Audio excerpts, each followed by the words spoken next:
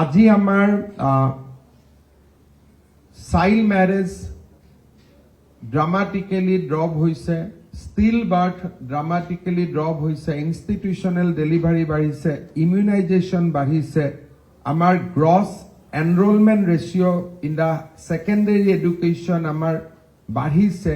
এই গোটেইবিলাকৰ মূল কাৰণটোৱে হ'ল যে আজি আমি অসমত এটা সাংঘাতিকভাৱে আমি ভাৰত চৰকাৰৰ পৰা আমি ছাপোৰ্ট পাইছোঁ, বাজেটৰী এলোকেশ্যন পাইছোঁ, আৰু এই সমূহ ব্যৱস্থাৰ ফলত আজি আমাৰ অসমখন এটা ট্ৰেন্সফৰ্মেশ্যনৰ ৰাস্তাত গৈ আছে।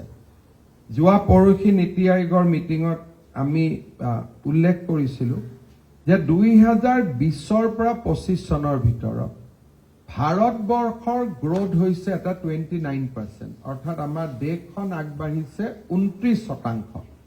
আৰু গিভেন 5 years, এই 5 বছৰত অসমৰ গ্ৰোথ হৈছে 45%। আৰু ৰিজাৰ্ভ বেংক অফ ইণ্ডিয়াৰ অফিচিয়েল ডেটা অনুসৰি Assam is now fastest growing state in the country, at least in last 5 years।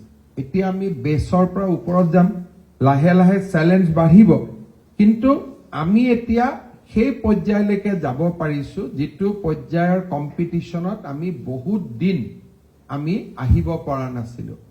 পশ্চিমবংগৰ লগত আমাৰ পাৰ কেপিটা ইনকাম এতিয়া আমি অলপ পিছত আছো। এতিয়া পশ্চিমবংগৰ পৰিৱেশটো সলনি হ'ব।